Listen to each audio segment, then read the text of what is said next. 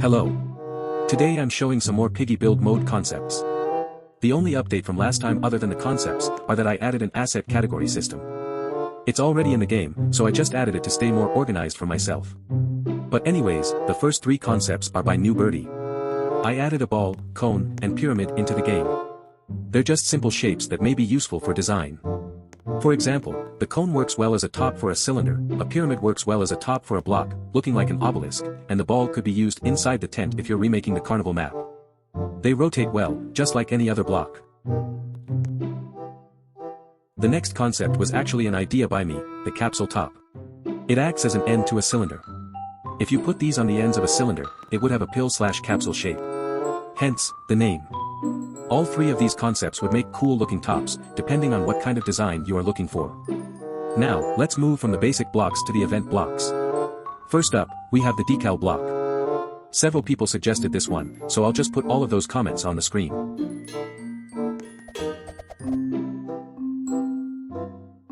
For the first variable, we have the texture. You can use any image, but I'm going to use Jord 404. Just a heads up, if I ever do another concept that involves getting an image, it's probably going to be Jord 404. As you can see, the block turns transparent/non-collidable, and Jord 404 stands with brilliance. Flex biceps smiling face with heart eyes. We can also make the image itself partially or fully transparent, even though there's no point in making it fully transparent.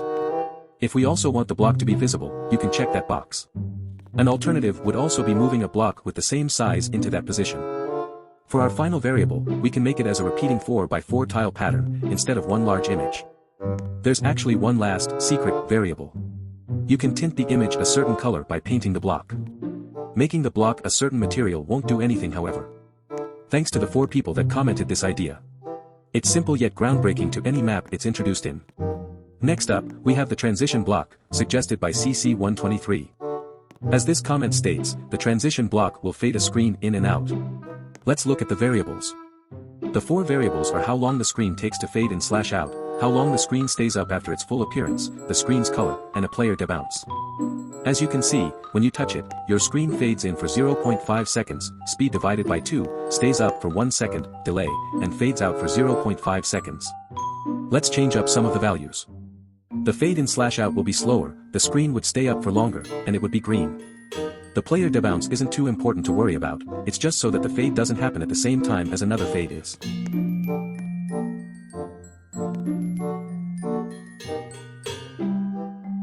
As you can see, the change in variables worked perfectly, although those 5 seconds were pretty boring.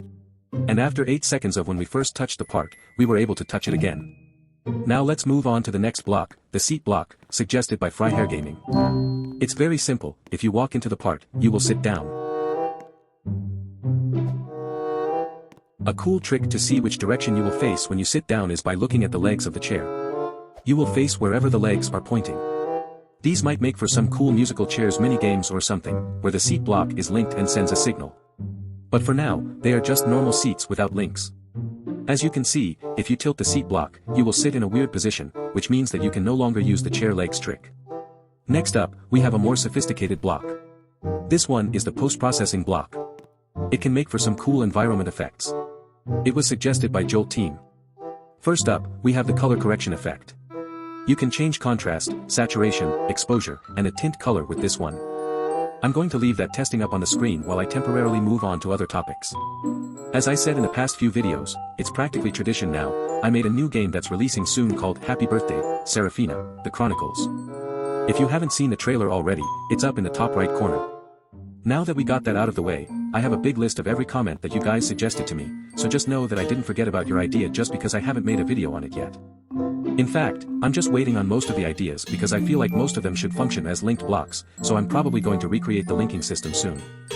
Also, most of the existing blocks I already showcased could have a linked counterpart. Pretty much all of the event blocks I made should actually be linked, except for an upcoming one that I'll show in just a minute. I have a couple of future plans in mind that aren't just showcasing concepts but still follow this idea. Some of you have been asking me to make this game public, but I have something to confess, pensive face. The mesh block doesn't actually work as intended. I know, I'm a fraud. But I have a few things to say on top of that. If I do make this game public, it would have to be without the mesh block. The only problem with it is that I can't find a way to rescale it to a certain size in 3D space, strictly because it's impossible at the moment. Let me pause what I'm saying right now to introduce this next feature in the post-processing block though.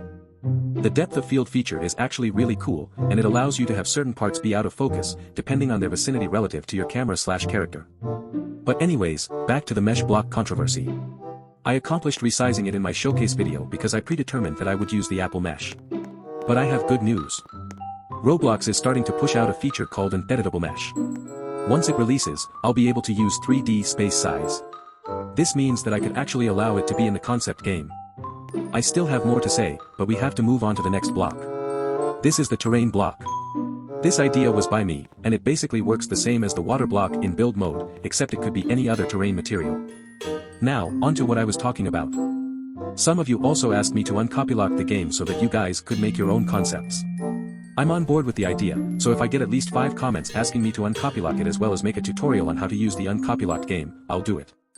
However, if I do uncopylock it, I will use a different game than the public game and erase all of the blocks that I put into the game and only keep the systems, just to make sure nobody claims it as their own. I also ask that if you use my systems in content that you make to give credit to me. It's not necessary, but I'd appreciate it a ton. Now, we're on to the final block, the gravity block, suggested by Mini and Red Gamer. It just has one variable, the gravity that should be set. The commenter also provided me with a design for the texture, so that was pretty cool. One last thing, I also have seen people asking me to make a tutorial on how to make these systems for scratch, which I could make a series. Anyways, I'll work on making a link system hopefully by the next video. Remember, comment anything you'd like to see. Thanks for watching, bye.